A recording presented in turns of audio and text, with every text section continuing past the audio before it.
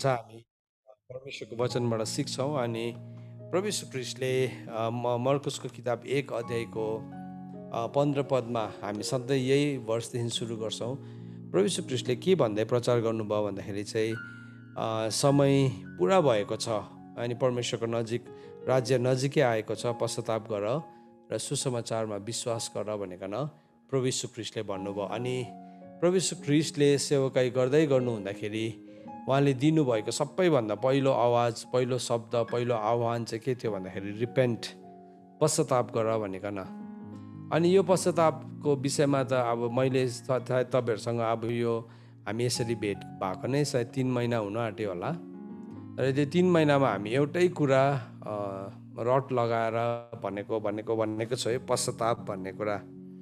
अनि पश्चाताप गर्न साँच्चै नै आवश्यकता रहेछ भन्ने कुरालाई मैले आज फेरि अर्को पर्सपेक्टिभ, अर्को आयाम पवित्र आत्माले मसँग बोल्न थाल्नुभयो। अनि त्यो पर्सपेक्टिभलाई यो वचनलाई मैले थुप्रो खेप प्रचार गरेको हो, तर यहाँ भएको एउटा शब्दलाई मैले देखेको थिइनँ रहेछु। अनि त्यो शब्द आज म तपाईँहरूलाई सेयर गर्न चाहन्छु। प्रभु यीशु ख्रीष्टले हामीलाई पश्चाताप गर्नु भनेकन भन्नुभयो। अनि हामीले जब परमेश्वरको वचनलाई पढ्छौँ, हामीले सुरुदेखि नै हामीले जब उत्पत्तिदेखि लिएर प्रकाशको पुस्तकसम्म हामी पढ्छौँ, यो पुस्तकहरूलाई पढ्दै गर्दाखेरि यहाँ विभिन्न घटनाहरू भएको छ। अनि यो घटनाहरूमा हामी पनि यसको किरदारहरू हौँ। अनि यो घटनाहरूले हाम्रो जीवनहरूलाई पनि छुएको छ, कुनै न कुनै रूपमा हाम्रो जीवनलाई छुएको छ। अनि हाम्रो जीवनलाई छुने सबैभन्दा एउटा ठुलो ठाउँ चाहिँ कुन चाहिँ ठाउँ हो भन्दाखेरि पापको स्थानबाट चाहिँ हाम्रो जीवनलाई छुएको कुराहरूलाई हामी अनुभव गर्छौँ। हामी परमेश्वरको वचन उपदेशक 7:29 पदले हामीलाई के भन्छ भने, परमेश्वरले जब मानिसलाई बनाउनु भयो, उसलाई सोझो बनाउनु भएको, उसलाई एकदमै सोझो बनाउनु भएको, तर मानिस आफै विभिन्न कुराहरूमा फस्छ भनेकन लेखेको छ। हामी विभिन्न कुराहरूमा फस्छौँ अनि त्यो फस्दा हुँदी हामी पापमा लड्छौँ, हामी अधर्ममा गिर्छौँ, हाम्रो जीवनबाट अपराध हुन्छ, के कुराहरू हुन्छ। हामीले अलरेडी अस्ति यो कुराको परिभाषालाई सिकिसकेका छौँ। पाप भनेको के हो, अनि अपराध भनेको के हो, अधर्म भनेको के हो, अनि हामीलाई थाहा छ, हामीले सिकिसक्यौँ। र म तपाईँलाई त्यसको विषयमा भन्दै गर्नु पर्दाखेरि पाप भनेको चाहिँ पहिले यूहन्ना 3 अध्याय अनुसार चाहिँ पाप भनेको चाहिँ व्यवस्थालाई भङ्ग गर्नु हो। अनि अधर्म भनेको चाहिँ नैतिक दुष्टता हो। अनि अपराध भनेको चाहिँ परमेश्वरको विरुद्धमा बागी हुनु हो, विद्रोही हुनु हो। अनि र आज यो पश्चातापको ठाउँलाई हामीले हेर्दै गर्दाखेरि पनि हामीले पापको लागि पश्चाताप गर्नुपर्छ, हामीले अधर्मको लागि अनि अपराधको लागि हामीले पश्चाताप गर्नुपर्छ। भजन सङ्ग्रह 51 अध्यायमा दाउदले यो तीनैवटा कुराको लागि प्रभुको अगाडि आइकन क्षमा मागेको छ, उसले पश्चाताप गरेको छ। उसले अपराधको विषयमा पनि प्रभुसँग क्षमा मागेको छ, अधर्मको विषयमा अनि पापको विषयमा पनि उसले क्षमा मागेको छ। अनि दाउद परमेश्वरको हृदयको नजिकको व्यक्ति हो भन्ने कुरा हामी जान्दछौँ। अनि दाउद हृदयको नजिकको व्यक्ति भएको कारणले गर्दाखेरि उसले परमेश्वरको कुराहरूलाई बुझेको थियो अनि उसले त्यही अनुसारले नै ऊ प्रभुसँग अगाडि बढ्यो। तर आज म तपाईँलाई अधर्मको दृष्टिकोणबाट एउटा केही कुरालाई बताउन चाहन्छु। तपाईँले मसँग खोल्नुहोस् प्रस्थानको किताब 20 अध्यायलाई हामी एकैछिन हेर्छौँ। तपाईँ सबैजनाले मसँग खोल्नुहोस् प्रस्थान 20 अध्याय। र प्रभुले सिधै मान्छेसँग बोल्नु भएको ठाउँ हो यो, जहाँ चाहिँ प्रभु मान्छेसँग बोल्नु भएको छ अनि मानिसलाई 10 आज्ञा दिनुभएको छ, 10 कमान्डमेन्ट्स। अनि यो हामी सबैजनाले हाम्रो घरमा, हाम्रो सिटिङ रुममा या हाम्रो बेडरुममा या हाम्रो प्रेयर हलमा या कुनै पनि ठाउँमा, डाइनिङ हलमा हामीले यो वचनलाई झुन्डाउने गर्छौँ। अनि यो वचनमा 20 अध्यायको 4 पदलाई अनि 5 पदलाई हामी हेर्छौँ। यो 4 अनि 5 पदलाई हामी हेर्छौँ र यहाँ भित्रबाट एउटा शब्दलाई टिपिकन आज म तपाईँलाई यसको मिनिङलाई अथवा यसको गहिराईलाई म तपाईँहरूलाई आज अलिकति बताउन चाहन्छु। तर म तपाईँहरूसँग यो बिन्ती गर्छु कि तपाईँले यसलाई सुनेर त्यत्तिकै नछोड्नुहोस्, तर आफै कोट्याएर हेर्नुहोस्। आज जसै तपाईँले यो वचनलाई सुन्नुहुन्छ, मैले चाहिँ नि यो वचनलाई जब आज मैले बुझेँ आज मेरो लाइफमा एउटा ठुलो ब्रेक थ्रुलाई मैले अनुभव गरेँ। एउटा सिम्पल प्रार्थनामा म डोरिँदै थिएँ, म आफै प्रार्थना गर्दै थिएँ अनि त्यो प्रार्थनाले मेरो जीवनमा एउटा ठुलो ब्रेक थ्रु आएको मैले अनुभव गरेँ। अनि म यो विश्वास गर्छु प्रभुले त्यो ब्रेक थ्रु तपाईँहरूको जीवनमा पनि ल्याउनुहुन्छ भन्ने कुरा। यहाँ के भनेर लेखेको छ भने 20 अध्यायको 4 अनि 5 पदमा यसरी लेखेको छ, आफ्नो निम्ति खोपेर कुनै किसिमको मूर्ति नबनाउनु, माथि आकाश अथवा तल पृथ्वी वा तल पानीमा भएको कुनै कुराको आकारको प्रतिमूर्ति नबनाउनु, तिनीहरूका सामु ननिउरनु, तिनीहरूका पूजा नगर्नु, किनकि म तिमीहरूका परमेश्वर, डाहा गर्ने परमेश्वर हुँ भनेर लेखेको छ है। अनि यहाँ के भन्दैछ भने अझै त यसलाई पढ्दै जान्छु। त तिनीहरूको सामने ननिउरनु, किनकि म परमप्रभु तेरा परमेश्वर, डाहा गर्ने परमेश्वर हुँ। पिता पुर्खाले गरेको अधर्म, हेर्नुहोस् है यो शब्दलाई हेर्नुहोस् ल, यहाँ अधर्म भन्ने शब्दलाई हेर्नुहोस् है, यसलाई तपाईँले मार्क गरिराख्नुहोस्, किनभने आज हामी अधर्म भन्ने शब्दलाई हेर्न गइरहेको छौँ। पिता पुर्खाले गरेको अधर्म र मेरो अवहेलनाको दण्ड तिनीहरूका सन्तानहरू र तिनीहरूका तेस्रो र चौथो पुस्तासम्म दिनेछु। यो वचनलाई मैले पढ्दै गर्दाखेरि अचानक यो कोही वचन पढ्दै गर्दाखेरि हाम्रो माइन्ड अचानक खोलिन्छ नि है। मसँग पनि पवित्र आत्मा त्यसरी नै बोल्नुभयो अनि आज मसँग बोलेको कुराहरू म तपाईँलाई सेयर गर्न चाहन्छु। अब मैले तपाईँलाई अस्ति नै यो कुरालाई हामीले हेरिसकेको छ। पाप भनेको के हो, अधर्म भनेको के हो, अपराध भनेको के हो, यो तीनवटा कुरा भिन्दै कुरा हो।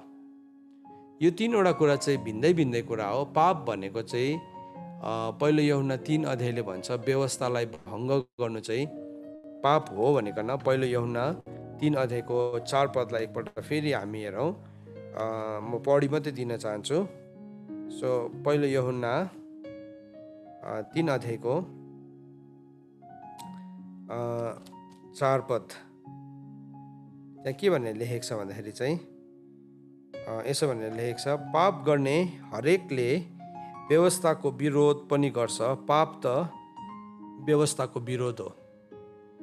एकदमै सफासँगले वचनले हामीलाई बताएको छ पाप भनेको चाहिँ के हो भन्दाखेरि चाहिँ पाप भनेको चाहिँ व्यवस्थाको विरोध हो। सो भेरी क्लियर, एकै लाइनमा पापको डेफिनेसन चाहिँ के हो भन्दाखेरि चाहिँ पाप गर्नु भनेको चाहिँ बेविचार गर्नु, चोरी गर्नु, हत्या गर्नु होइन हो। त्यो सबै त बेविचार, चोरी, हत्या त व्यवस्था नै हो नि त। सो व्यवस्थालाई विरोध गर्नु नै पाप हो। एकदम भेरी सिम्पल डेफिनेसन। अब योभन्दा क्लियर, योभन्दा सफासँगले अरू केही कुरा अब हामीले बुझाउनै पर्दैन। यसमा कुनै रेभेलेसन चाहिँदैन यो बुझ्नुको लागि। हामी यतिकै एक लाइन पढ्दाखेरि नै बुझिहाल्छौँ पाप भनेको चाहिँ व्यवस्थाको विरोध गर्नु रहेछ। सो यो चाहिँ पाप हो। सो एउटा मान्छेले जब पाप गर्छ त्यो पापको जिम्मेवार, त्यो पापको जिम्मेदारी चाहिँ त्यो व्यक्तिको व्यक्तिगत हो। मैले पाप गरेँ भने त्यो पापको जिम्मा मेरो छोरालाई लिनु पर्दैन, मेरो छोरालाई त्यसको पाप लाग्दैन। बाइबलमा भनेको छ जसले अमिलो खान्छ त्यसकै दाँत कुडिन्छ भनेको छ। सो बाउले अमिलो खायो भने बाउको दाँत कुडिन्छ, छोराले अमिलो खायो भने छोराको दाँत कुडिन्छ। सो प्रभुले एकदमै सफासँगले बताउनु भएको छ है। हामीले यो कुरालाई प्रोफेट्सहरू इजिकेलको किताबमा भेटाउँछौँ। अनि अब त्यो चाहिँ के हो भन्दाखेरि चाहिँ त्यो चाहिँ पाप हो। पाप चाहिँ व्यक्तिगत कुरा हो। पाप व्यक्तिगत कुरा हो। तर अधर्म र अपराध चाहिँ के हुँदो रहेछ भने नि अर्को पुस्तामा पनि सरेर जाँदो रहेछ। अर्को पुस्तामा पनि सरेर जाँदो रहेछ। अब म तपाईँसँग एकदमै, तपाईँहरू मलाई एन्सर नदिनुहोस्, आफैलाई एन्सर दिनुहोस्। तर एकैछिन तपाईँहरूले आफूलाई, हृदयलाई खोल्नुहोस्, एकैछिन खोल्नुहोस्। तपाईँ र मैले प्रभु यीशु ख्रीष्टलाई विश्वास गरेको दिन हामीले आफ्नो पाप मानिलियौँ कि लिएनौँ भन्नुहोस् त। हामीले लियौँ नि है, मानिलियौँ प्रभुको अगाडि, प्रभु मैले यो पाप गरेको हो, मलाई क्षमा गरिदिनुहोस्। त के हाम्रो पाप क्षमा भयो? पक्का भयो क्षमा। किनभने प्रभु विश्वासयोग्य हुनुहुन्छ पाप क्षमा गर्नलाई। त यदि मेरो पाप क्षमा भयो भने चाहिँ त्यसो भए अझै पनि किन मेरोमा नराम्रो विचारहरू चाहिँ आएको त? अब तपाईँहरू कोही हुनुहुन्छ जसले चाहिँ यो भन्न सक्नुहुन्छ आज कि मेरो पाप क्षमा भएकोदेखि उता चाहिँ मेरो हृदयमा कहिले पनि नराम्रो विचार आएन है, कहिले पनि नराम्रो विचार आएन। त्यहाँदेखि चाहिँ म एकदमै ज्योति ज्योति ज्योति बनिँदै आएको छु भनिकन सायद हुनु पनि सक्छ, हुँदैन भनेर भन्न सक्दिनँ। तर मैले अहिले तपाईँहरूलाई हात उठाउनु लगायो भने को त्यस्तो व्यक्ति हुनुहुन्छ जसले चाहिँ आफ्नो पापलाई क्षमा मागेर चाहिँ तपाईँको हृदयभित्र नराम्रो विचारहरू आएन भनेर मैले सोधेँ भने सायद सबैजनाको हात उठ्छ होला। तर म हात उठाउँछु पहिला है। म तपाईँलाई भन्न सक्छु मैले मेरो पाप मानिसकेर पनि मेरो जीवनमा नराम्रो विचारहरूसँग म सङ्घर्ष गरेँ। अनि हामी के भन्छौँ, यो चाहिँ यो संसारमा बाँचिन्जेलसम्म यस्तै हो भनिकन है। तर हामी के गर्छौँ भन्दाखेरि त्योसँग हामी जिउँछौँ, त्योसँग हामी त्यो नराम्रो विचारसँग हामी सङ्घर्ष गर्छौँ, या कोही बेला त्यो नराम्रो विचार चाहिँ हाम्रो जीवनशैलीमा पनि परिणत हुन्छ, जीवनशैली नै हुन्छ। जस्तो कि झनक्कै रिसाउने त्यो। अन्त हामीलाई मान्छेले कसरी चिन्छ, एउटा मान्छेको नाम भन्दाखेरि पनि नाम भन्नुभन्दा पहिला रिस्सा भनेर चिन्छ है। सो त्यो मान्छेलाई उसको नामले सायद चिन्दैन होला, तर त्यो छ नि मण्डलीमा त्यो दाजु छ नि, त्यो दिदी झनक्कै रिसाइहाल्छ नि, सबैले चिनिहाल्छ है रिस्सा मान्छे। के भयो, अब हाम्रो पहिचानसँग जोड्यो, त्यो हाम्रो आइडेन्टिटीसँग जोड्यो। तर वास्तवमा त हामी त त्यस्तो होइनौँ नि, हामी रिस गर्नु चाहने व्यक्ति नै होइनौँ। या त कुनै मान्छे एकदमै लोभी छ भने है तपाईँले म लोभी हो भन्दै हिँड्नु पर्दैन। तर केही समय बाद तपाईँलाई मान्छेले चिनिहाल्छ, अनि त्यो लोभी मान्छे है चिनिहाल्यो उसलाई। सो नामले चिन्दैन, तर उसको त्यो जीवनशैलीले चिन्छ।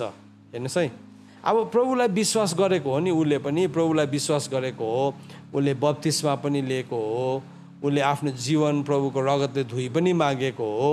तर भए पनि यो कुरासँग त्यो व्यक्तिले एकदमै सफर गरिरहेको छ।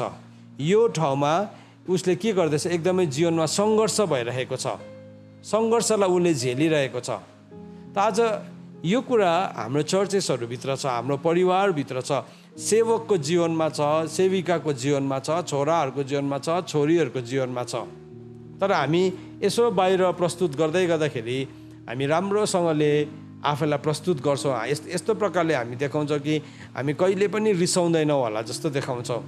तर अब तपाईँ कतिको रिसाउने मान्छे हो, त्यसको सर्टिफिकेट चाहिँ तपाईँको घरको मान्छेले दिन्छ। अन्त म सधैँ एउटा कुरा भन्छु, बाहिरको मान्छेले कति प्रशंसा गर्छ त्यो साह्रै ठुलो प्रशंसा होइन, तर साँच्चैकै प्रशंसा चाहिँ तपाईँको घरको मान्छेले गरेको चाहिँ हो है। किनभने ऊ त तपाईँसँग रात दिन बस्छ नि त। तपाईँलाई कति बेला झनक्कै रिस उठ्छ, कति बेला तपाईँले एकदमै तपाईँको पारा चढ्छ, या कति बेला तपाईँले मुखबाट अपशब्द निकाल्छ। किनभने घरको मान्छेलाई त हामी के गर्छौँ, टेकन फर ग्रान्टेड लिन्छौँ है, केही जस्तो पनि लिँदैनौँ हामी। अनि बाहिरबाट मलाई मान्छेले सबैले भनिरहेको हुन्छ, ओ कस्तो राम्रो मान्छे, कस्तो नम्र मान्छे भनिकन। तर म को हुँ भन्ने कुरा चाहिँ मेरो पत्नीलाई थाहा छ, म को हुँ भन्ने कुरा चाहिँ मेरो छोराछोरीलाई थाहा छ, म को हुँ भन्ने कुरा चाहिँ मेरो आमा बुवालाई थाहा छ है। किनभने उनीहरूसँग त म हरेक दिन नै हुर्केको, हरेक दिन नै बसिरहेको छु। अनि त्यो चाहिँ अब त्यो ठाउँमा चाहिँ हामी दोहोरो जिन्दगी जिउँदै गरेको हुन्छौँ। एकापट्टि हामी बाहिर देखाउने एउटा चेहरा छ, हाम्रो नक्सा छ भने अर्कोपट्टि चाहिँ हाम्रो रियल हामी को हौँ भन्ने हाम्रो अनुहार छ, रियल फेस छ, हाम्रो वास्तविक अनुहार छ। अनि त्यसले चाहिँ तपाईँ र मेरो पहिचान परमेश्वरको अगाडि पनि हामी त्यसरी नै देखा परिरहेको हुन्छ, एकदमै नाङ्गो उदाङ्गो हामी देखा परिरहेको हुन्छौँ। त यहाँ प्रभुले के भन्नुभयो भन्दाखेरि चाहिँ अघि मैले पढ्दै थिएँ, प्रस्थानको किताब 20 अध्यायको 5 पदमा पढ्दै थिएँ।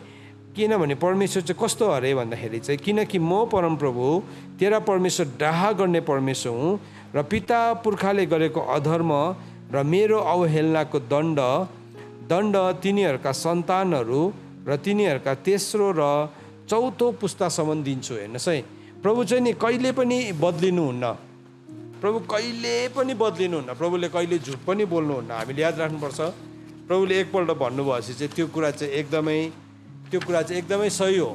प्रभुले भन्नुभएको कुरा चाहिँ, अब वचनले के भनेको छ भने, गन्तीको किताब 23 अध्यायको 19 पद, तपाईँहरू सबैजनाले कृपया खोलिदिनुहोस्।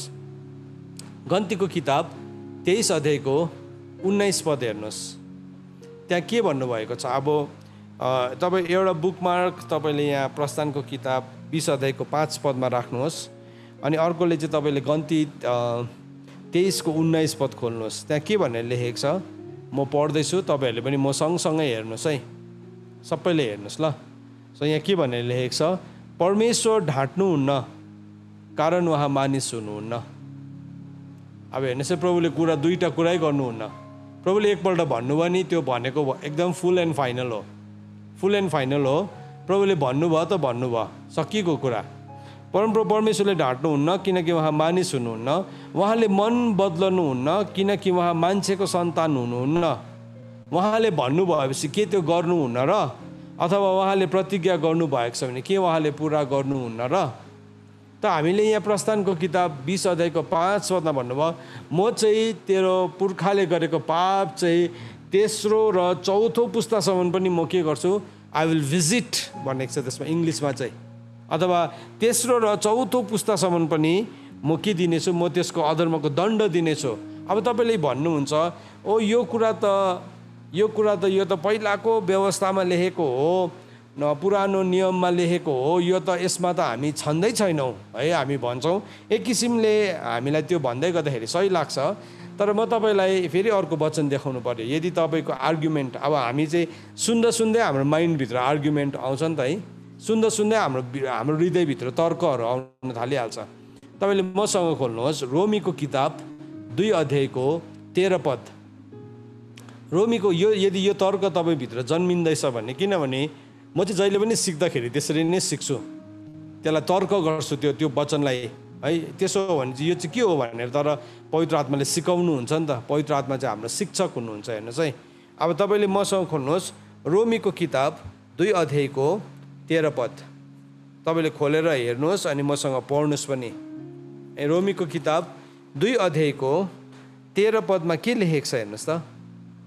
यसरी लेखेको छ, किनकि परमेश्वरको सामुने व्यवस्था सुन्नेहरू होइन तर व्यवस्था पालन गर्नेहरू धर्मी ठहरिन्छ भनेर लेखेको छ। सो तपाईँले भन्नुहुन्छ यो त व्यवस्थाको कुराहरू हो भनेर तपाईँले भन्नुहुन्छ भने, अब यहाँ वचनले चाहिँ भन्दैछ व्यवस्था सुन्नेहरू होइन व्यवस्था पालन गर्नेहरू धर्मी ठहरिन्छ। सो यदि त्यो रद्दी भएको हो भने त यो व्यवस्था भन्ने शब्द पनि यहाँ प्रयोग नगर्नुपर्ने।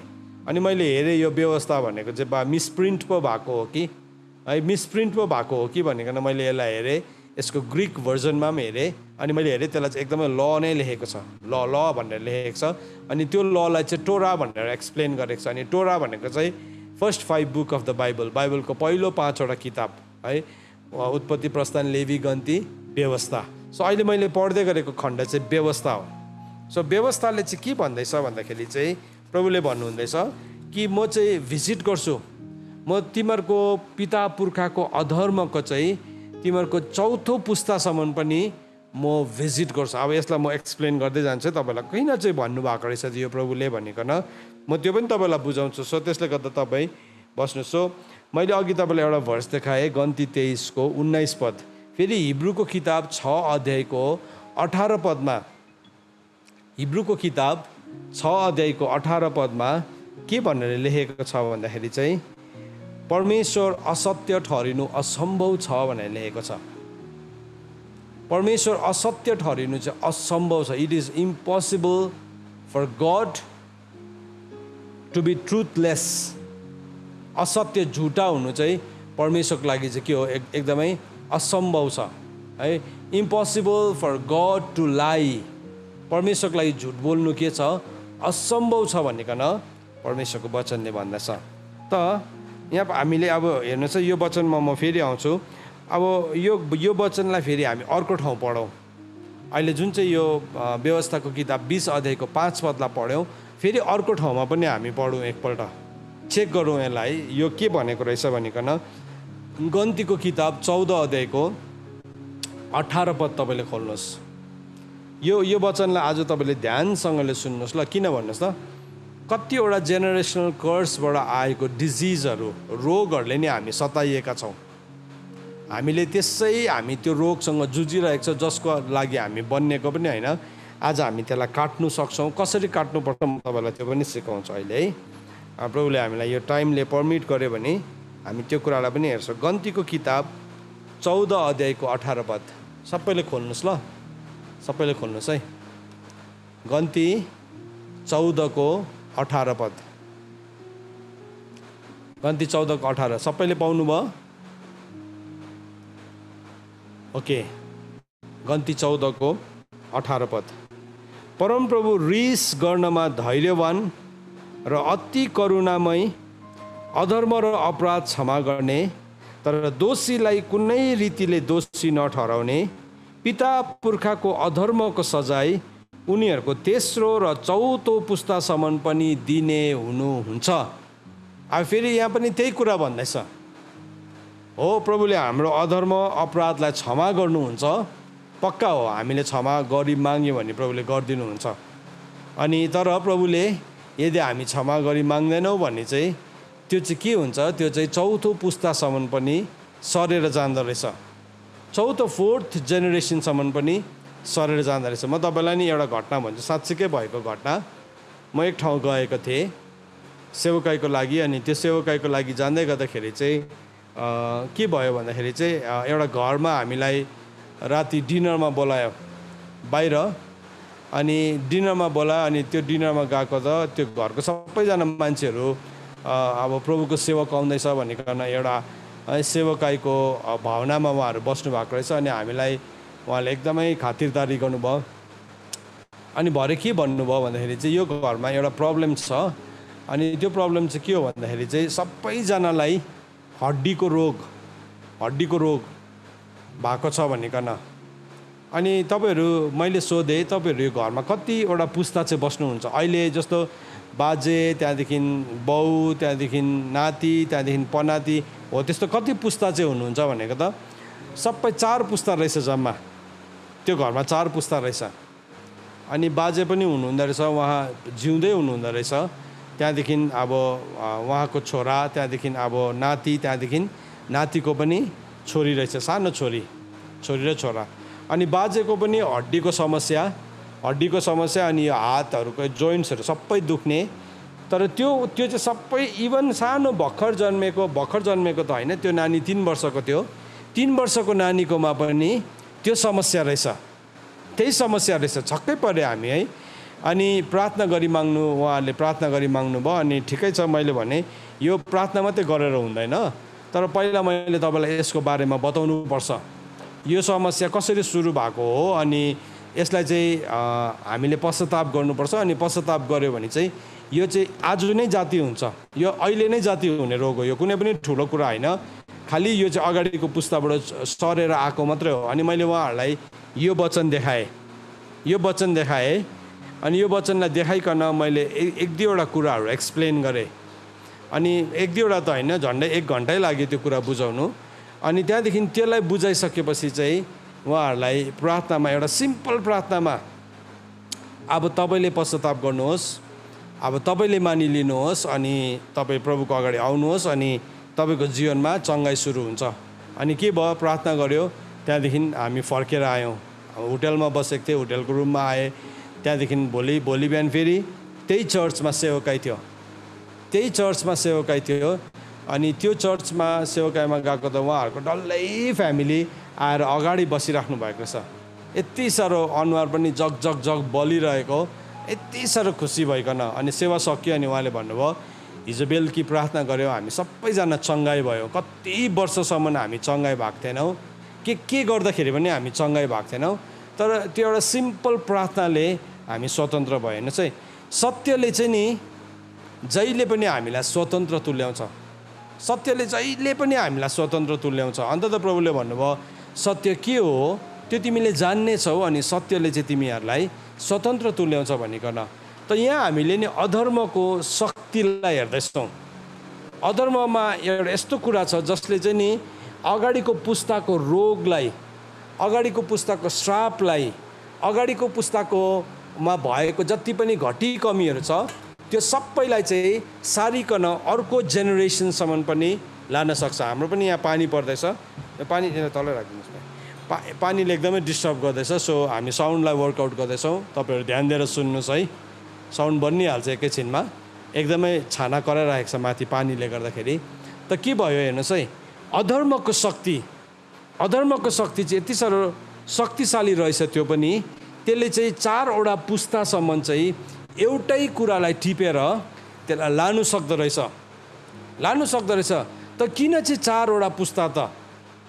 किन 4वटा पुस्ता? वाइ प्रभुले चाहिँ किन 4वटा पुस्ता भन्नुभयो त?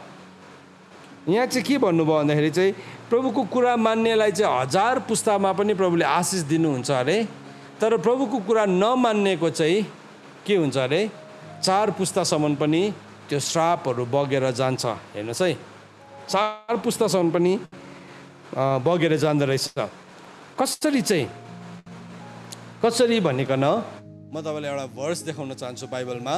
सो यो भर्स इम्पोर्टेन्ट छ, खोल्नुहोस् तपाईँले।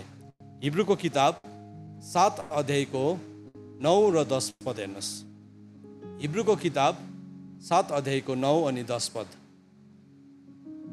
हिब्रूको किताब 7 अध्यायको 9, 10 सबैले खोल्नुहोस्। ओके, तपाईँले पाउनुभयो? सबैले खोल्नुहोस् है। ओके, पाउनुभयो तपाईँहरूले? ओके, खोल्नु हुँदैछ कतिजनाले? म पर्खिन्छु, केही छैन, पर्खिने योग्य छ। It is worth waiting. आज सत्यतालाई बुझ्नु हो भने चाहिँ हामीले परमेश्वरको वचनले मात्रै हामीलाई सत्य बनाउन, स्वतन्त्र बनाउन सक्छ। हिब्रूको किताब 7 अध्यायको 9 अनि 10 पद।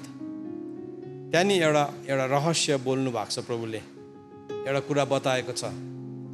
यहाँ यसरी भन्न सकिन्छ, यहाँ पढ्दैछु म। कसैले यो पनि भन्न सक्छ कि 10 पाउने लेवीले पनि अब्राहमद्वारा नै 10 दिए, किनभने मल्कीसेदेकले अब्राहमलाई भेट्दा लेवी आफ्नो पिताको शरीरभित्रै थिए। अब तपाईँले भन्नुहुन्छ यसको चाहिँ के चाहिँ सम्बन्ध छ अघिको कुरासँग?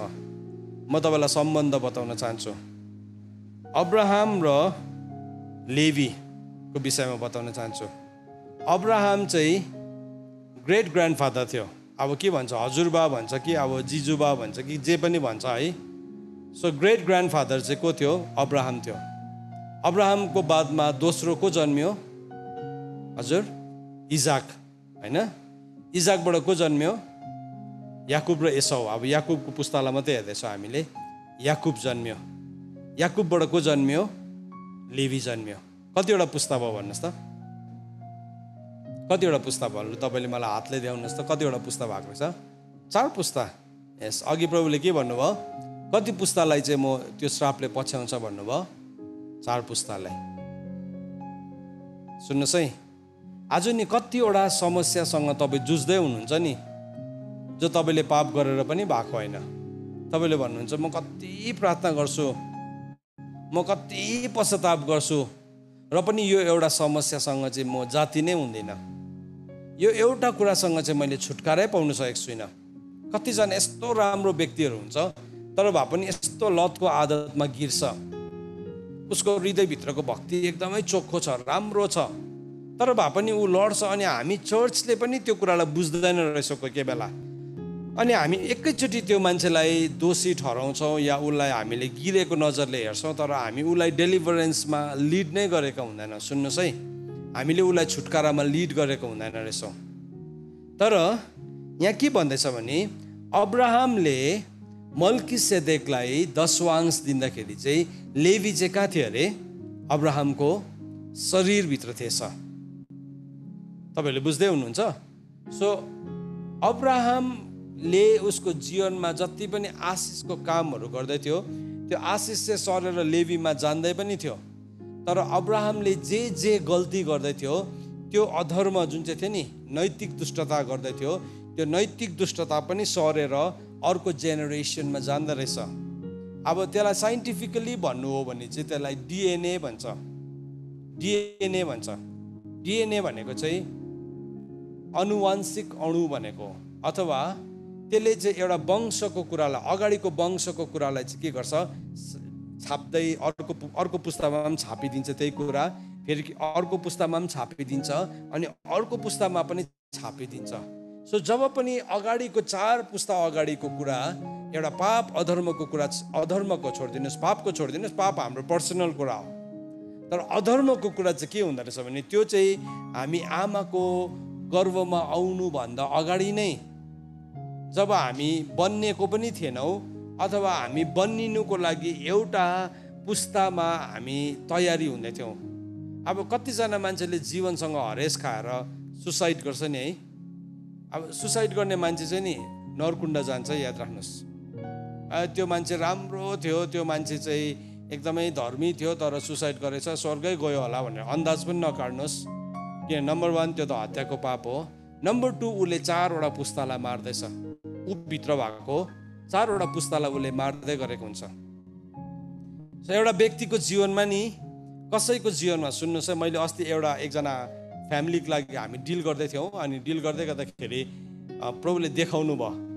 अनि उसको छोरी, उनीहरूको परिवारमा चाहिँ नि एउटा सुसाइडल स्पिरिटले एकदमै सताइरहेको। अनि हामीले चाहिँ त्यो नानीको लागि प्रार्थना गरेको थियौँ।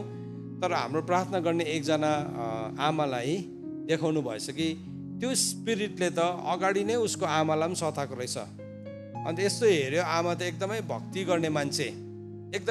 गर्ने मान्छे, प्रभुलाई प्रेम गर्ने, प्रभुलाई माया गर्ने, दिन रात सङ्गतिमा बस्ने।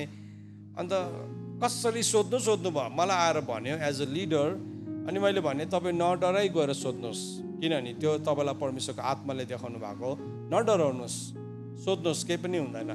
अनि तपाईँको उसले होइन रहेछ भने पनि तपाईँले भन्नुहोस्, होइन मलाई यस्तो प्रार्थना गर्दै गर्दै यस्तो देखेँ, सायद हुनु पनि सक्छ भनेर सोधेको, सो सरी, होइन भने माफ माग्न सकिगयो। तर हो भने चाहिँ त्यो कुरालाई चाहिँ त्यहाँ पहिला जाति बनाउनुपर्छ। अब के भइरहेको हुन्छ भने कोही बेला हाम्रो घरको छाना चुइन्छ या हाम्रो बिल्डिङको रुफ चुइन्छ। अनि त्यसलाई चाहिँ हामीले मुनिबाट जत्तिकै टाल्यो भने पनि जबसम्म माथिबाट गएर बुच्याउँदैनौँ, के हुन्छ, त्यो पानी चुइ नै रहन्छ नि त। सो बुच्याउनुको लागि चाहिँ हामीले के गर्नु पर्यो, मुनिबाट पनि बुच्याउनु पर्यो, पहिला चाहिँ माथिबाट बुच्याउनु पर्यो, त्यहाँदेखि चाहिँ मुनिबाट बुचिहाल्छ त्यो आफै। अन्त गएर हामी बात मार्नु थाल्यो, सोध्यौँ तपाईँको लाइफमा कहिले यस्तो भएको थियो कि तपाईँ जवान हुँदाखेरि तपाईँले सुसाइडल एटेम्प्ट गर्नुभएको थियो या सुसाइडल थटलाई तपाईँले ल्याउनु भएको थियो भने त यस, मैले गरेको थिएँ अरे। हो, त्यसले गर्दाखेरि आज तपाईँको पुस्तामा तपाईँ राम्रो हुनुभयो, तपाईँ प्रभुमा बलियो हुनुभयो, वचनले तपाईँलाई बलियो बनायो। तर त्यो एउटा डिएनए चाहिँ इभन तपाईँको नानीहरूमा पनि सरेर गएको छ। सो त्यस कारणले गर्दाखेरि पहिला डिल गर्नुपर्ने कुरा चाहिँ के हो भने तपाईँ रिपेन्टेन्समा जानुहोस्। या तपाईँको आमाले गरेको थियो या तपाईँको बुवाले त्यस्तो कोसिस गरेको थियो भने अब त्यो ढोकालाई चाहिँ तपाईँले बन्द गर्नुपर्छ भनेर हामीले उहाँलाई सिकायो। सुन्नुहोस् है, आज कतिजनाको नि त्यस्तो किसिमको एउटा पारिवारिक अनुवांशिक रोगहरू हुन्छ, पेरिनियल डिजिजेसहरू हुन्छ। त्यो चाहिँ कसबाट आएको हो भन्दाखेरि चाहिँ त्यो चाहिँ अधर्मबाट आएको, तपाईँले गर्नुभएको अधर्म होइन, तर अगाडिको पुस्ताबाट। म तपाईँलाई इक्जाम्पल्स दिन्छु 1-2वटा।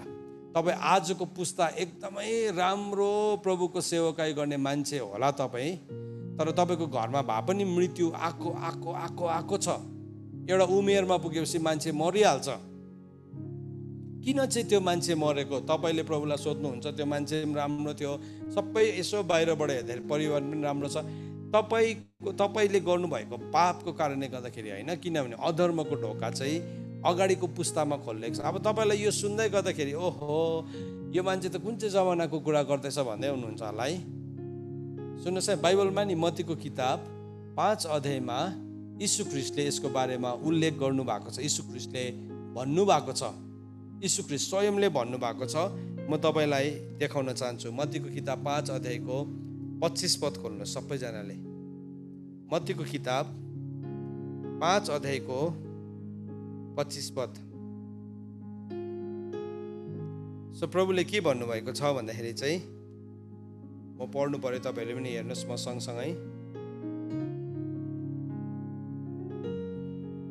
सबैले भेटाउनु भयो मत्ती 5 को 25। ओके। तिम्रो विरोधीसित बाटोमा छँदै झट्टै मिलाप गरिहाल, नत्र त विरोधीले तिमीलाई न्यायाधीशको हातमा सुम्पिदेला र न्यायाधीशले अफिसरको हातमा सुम्पिदेलान् र तिमी झ्यालखानमा पर्नेछौ। म तिमीलाई साँचो भन्दछु, तिमीले अन्तिम पैसा नतिरिन्जेल तिमी त्यहाँबाट कुनै रीतिले उम्किने छैनौ। अब यो विरोधी को हो भन्नुहोस् त? विरोधी भनेको शैतान हो। शैतान हो। सो बाइबलले भन्दैछ तिमी विरोधीसित बाटोमै छँदै, बाटोमा भनेको चाहिँ के हो? यो जीवन हो। अहिले हामी जुन जीवन जिउँदैछ नि, हामी एउटा जीवनको यात्रा भन्छौँ नि त है। जीवनको यात्रा है, कहिले घाम छ कहिले पानी भन्छ नि त। बाटोमा यात्रा त बाटोमा हुन्छ नि त है। सो के हुँदैछ त्यो बाहिर त्यो बाटोमा हामी जान्दै बाइबलले भन्दैछ तिमी बाटोमा छँदै झट्टै मिलाप गरिहाल, नत्र त। अब मिलाप गर्नु भनेको चाहिँ शैतानसँग कम्प्रोमाइज गर्नु भनेको होइन। कुन कुराले गर्दाखेरि तपाईँलाई दोष लागेको छ, कुन कुराले गर्दाखेरि तपाईँको जीवनमा दोष आएको छ, त्यसलाई चाहिँ तिमीले के गर्नु, त्यसलाई चाहिँ तिमीले मिलाप गर्नु भनेर भनेको। त्यो भनेको चाहिँ त्यसलाई चाहिँ मिलाउनु। किन भन्दाखेरि चाहिँ त्यसलाई चाहिँ तिमीले पश्चाताप गर्नु, त्यसको लागि चाहिँ तिमीले प्रार्थना गर्नु है। किन भन्दाखेरि चाहिँ यदि तिमीले गरेनौ भने चाहिँ के हुन्छ अरे भन्दाखेरि चाहिँ नत्र त विरोधीले तिमीलाई न्यायाधीशको हातमा सुम्पिदेला। अब प्रभुले चाहिँ नि यहाँ भन्नुभयो नि त, हामीले वचनमा पढ्यौँ कि गन्तीको किताब अनि व्यवस्थाको किताबमा हामीले पढ्यौँ कि कसरी चाहिँ त्यो चाहिँ पाप चाहिँ सर्दै सर्दै सर्दै अधर्म, पाप भनेछु मैले, कसरी चाहिँ अधर्म चाहिँ सर्दै सर्दै सर्दै जान्छ भन्ने कुरालाई हामीले प्रस्थानको किताब 20 अध्यायको 4 देखि 6 पदमा हामीले पढ्यौँ। अनि त्यो कुरालाई हामीले न्यायकर्ताको किताब 14 अध्यायको 18 पदमा पनि पढ्यौँ। अनि हामीले अर्को के पढ्यौँ भन्दाखेरि चाहिँ प्रभुले झुट बोल्नुहुन्न, प्रभुले भन्नुभएको कुरा उहाँले बदलिनुहुन्न है, उहाँले बदलिनै हुन्न भनेकन गन्तीको किताब 23 अध्यायको 19 पदमा पनि पढ्यौँ। सो यो कुरा प्रभुले भन्नुभयो नि, प्रभुले बदलिनु भएन। हेर्नुहोस् त, हामी जब मत्तीको किताबमा यीशु ख्रीष्टले प्रचार गर्न थाल्नुभयो, उहाँले यो कुरा बताउन थाल्नुभयो। हेर्नुहोस् त, प्रभुले के भन्नुभयो, तिम्रो विरोधीसँग तिमी बाटोमा छँदैनै के कुरामा चाहिँ तिमीलाई दोष लाग्दैछ, तिमीले मिलाप गरिहाल, त्यसलाई चाहिँ तिमीले के गर, तिमी प्रभुको अगाडि आऊ, तिमी पश्चाताप गर, तिमी घुट्नामा जाऊ। प्रभुले भन्नुभयो जागर हो, प्रार्थना गर र परीक्षामा नपर। जागर हुनु भनेको चाहिँ भिजिलेन्ट हुनु, थाहा हुनु के कुराले गर्दाखेरि यो हुँदैछ अनि कहाँ चाहिँ हुँदैछ। हामीले हाम्रो घरको एउटा छाना चुहियो अथवा हाम्रो रुफ चुहियो भने पनि कहाँबाट चाहिँ चुहिँदैछ हामी हेर्छौँ नि त, त्यसलाई खोज्छौँ नि त। हामी त्यत्तिकै छाता ओढेर त बस्दैनौँ घरभित्र, तर हामी के गर्छौँ, त्यो पाललाई हामी बुच्चाउने एउटा प्रक्रियामा जान्छौँ। हामी दिनमा हुन्छ, रातमा हुन्छ, पेनले कोरिराखेर हुन्छ कि कसरी हुन्छ, हामी दाग लगाइराख्छौँ। त्यहाँदेखि त्यो ठाउँको छानालाई नै उकाएर हुन्छ या त्यसलाई हामीले एउटा कुनै पनि एउटा बुच्याउने कुरालाई ल्याएर हामी त्यसलाई बुच्याउन थाल्छौँ। किन भन्दाखेरि चाहिँ यदि बुच्याएन भने चाहिँ त्यो चुहिएको एक थोपा पानीले चाहिँ के हुन्छ, एक थोपा पानीले चाहिँ त्यसले हाम्रो जीवनको, हाम्रो घर नै भत्काइदिन्छ।